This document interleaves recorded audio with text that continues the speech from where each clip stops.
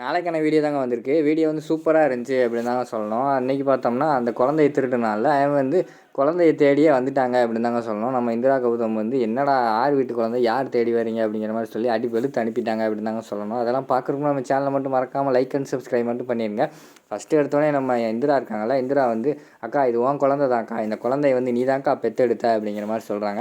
அதை கேட்டவொடனே குடும்பத்தில் உள்ள எல்லாருமே ஷாக் ஆகிடுறாங்க. ஏய் என்ன சொல்லிக்கிட்டு இருக்க அப்படிங்கிற மாதிரி சொல்லிக்கிட்டு இருக்காங்க. அந்த நேரத்தில் வந்து நம்ம காவியா வந்து எந்திரிச்சு ஆமாம் இந்திரா என் குழந்தை தான் என் குழந்தை தான் சொல்லிட்டு சோஃபாலே உட்காந்து அப்படியே மயக்கம் போட்டு என் குழந்தை தான் சொல்ல ஆரம்பிச்சிடுறாங்க. உடனே ஜெயா வந்து சொல்கிறாங்க, எந்த நேரத்தில் என்ன பேசணும்னு தெரியாதா அப்படிங்கிற மாதிரி வந்து ஜெயா வந்து இந்திரா கிட்ட கேட்காங்க. இல்லை அத்தை, அதுக்கு அக்கா தான் என் குழந்தை தான் அப்படின்னு சொல்லிட்டு அவள் வந்து ஒரு மாதிரி சொல்லிக்கிட்டு இருந்தால அவளை வந்து சமாதானப்படுத்துறதுக்காக தான் நான் வந்து உன் குழந்தை தான் அக்கா அப்படின்னு சொன்னேன். ஆனால் அக்காவுக்கு இப்படி ஆகும்னு நினைக்கல அப்படிங்கிற மாதிரி சொல்கிறாங்க. உடனே காவியா வந்து எல்லாருமே சமாதானப்படுத்துகிறாங்க. காவியா அது உன் குழந்தை தான், ஒன்றும் கவலைப்படாது, நீ பெற்ற குழந்தை தான் அப்படின்னு சொல்லிட்டு எல்லாருமே சமாதானப்படுத்துகிறாங்க. அதுக்கடுத்து வந்து காவியா வந்து நார்மல் ஆகுற மாதிரி காட்டுறாங்க. அடுத்து வந்து காவியா, இந்திரா, அதுக்கடுத்து சந்திரா எல்லாருமே இருக்காங்கல்ல, அந்த குழந்தைய வச்சுக்கிட்டு ரொம்ப கொஞ்சிட்டு சந்தோஷமாக இருக்கிற மாதிரி காட்டிக்கிட்டு இருக்காங்க. இதெல்லாம் அந்த பக்கத்துலேருந்து ராகினி வந்து பார்த்துக்கிட்டே இருக்காங்க. என்ன இவங்க குழந்தைய வச்சுக்கிட்டு இப்படி கொஞ்சிக்கிட்டே இருக்காங்களே, நம்ம இந்திரா வந்து எதுவும் பிரச்சனைனா டக்குன்னு உடனே போலீஸ் ஸ்டேஷனு கோர்ட்டுன்னு போகிறவளாச்சே, ஆனால் இப்படி போகலையே. அது மட்டும் இல்லாமல் இந்த குழந்தையை கொண்டு வந்து கொடுத்த வேறு ஆளை காணும், எங்கே போனானே தெரியல, இன்னும் வரவே இல்லை அப்படிங்கிற மாதிரி டவுட்டு பட்டுட்டு நம்ம கதிர் வந்து கூப்பிட்றாங்க. டே கதிர் இங்கே வாடா அப்படின்னு சொல்லிட்டு கூப்பிட்டு போயிட்டு தனியாக வந்து கேட்குறாங்க. உன் குழந்தை இறந்துச்சா நீ பார்த்தியா அப்படிங்கிற மாதிரி கேட்காங்க.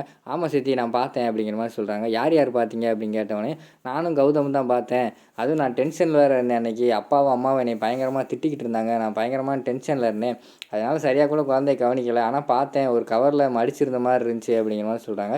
ஏன்டா அந்த குழந்தையோட ஃபேஸும் இப்போ வந்திருக்குல்ல இந்த குழந்தையோட ஃபேஸும் ஒரே மாதிரி இருக்காடா அப்படிங்கிற மாதிரி கேட்காங்க.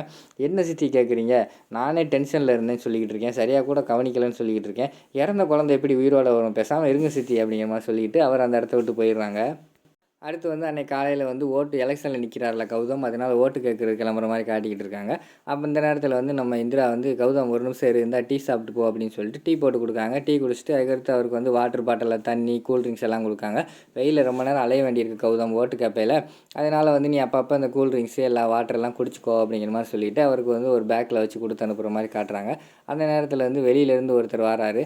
அவர் தான் அந்த குழந்தைய திருடினார்ல, அவர் வந்து வர்றாரு. அவர் வந்த உடனேயும் இது வந்து ஜெயா உங்கள் வீடா அப்படிங்கிற மாதிரி கேட்காரு. ஆமாம் அது ஜெயா உங்கள் வீடு தான் அப்படின்னு சொன்ன உடனேயும், இல்லை இந்த வீட்டில் வந்து என் மனைவி வந்து என்னோடய குழந்தைய வந்து விட்டுட்டு போயிட்டா அப்படிங்கிற மாதிரி சொல்கிறாங்க. என்னது உங்கள் மனைவி குழந்தைய விட்டுட்டு போயிட்டாளா அப்படிங்கிற மாதிரி வந்து நம்ம இந்திரா கேட்காங்க.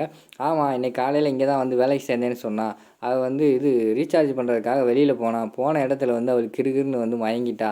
அதுக்கடுத்து எனக்கு விஷயம் தெரிஞ்சிச்சு, நான் வந்து அவளை கொண்டு போய் ஆஸ்பத்திரியில் வச்சு ட்ரீட்மெண்ட் பார்த்துட்டு அவங்க இப்போ தான் மயக்கம் தெளிஞ்சிச்சு, எந்திரிச்சதுக்கப்புறம் தான் சொன்னான் இந்த வீட்டிலாம் குழந்தை இருக்குதுன்னு சொன்னான், அதான் கூட்டு போகலான்ட்டு வந்திருக்கேன் அப்படிங்கிற மாதிரி சொல்கிறாங்க.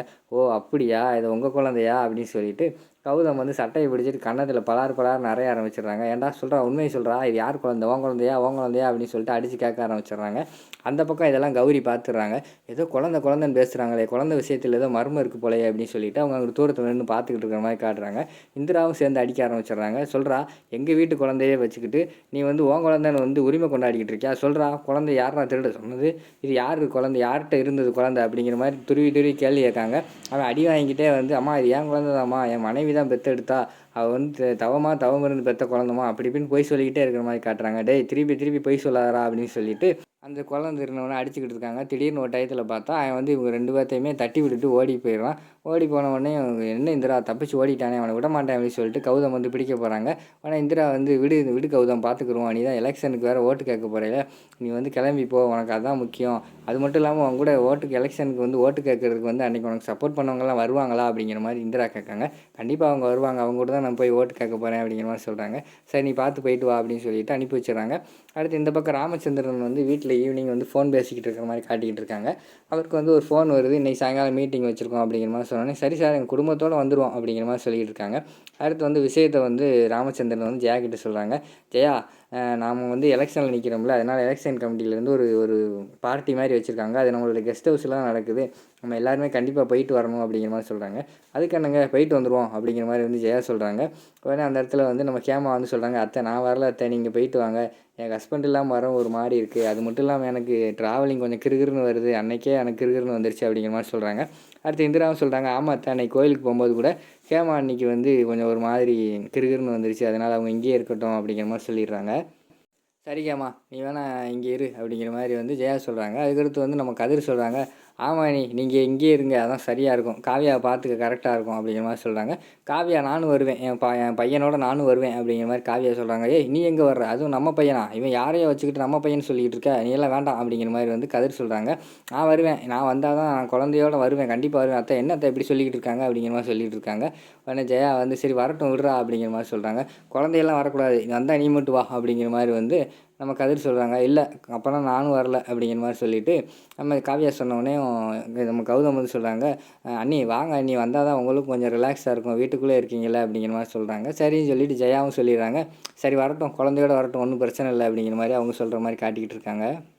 நம்ம கதிர் வந்து இதெல்லாம் கேட்டுட்டு கடுப்போடு இருக்கிற மாதிரி காட்டிக்கிட்டு இருக்காங்க. அதோட பார்த்தீங்கன்னா இந்த எபிசோட வந்து முடிச்சிடுறாங்க.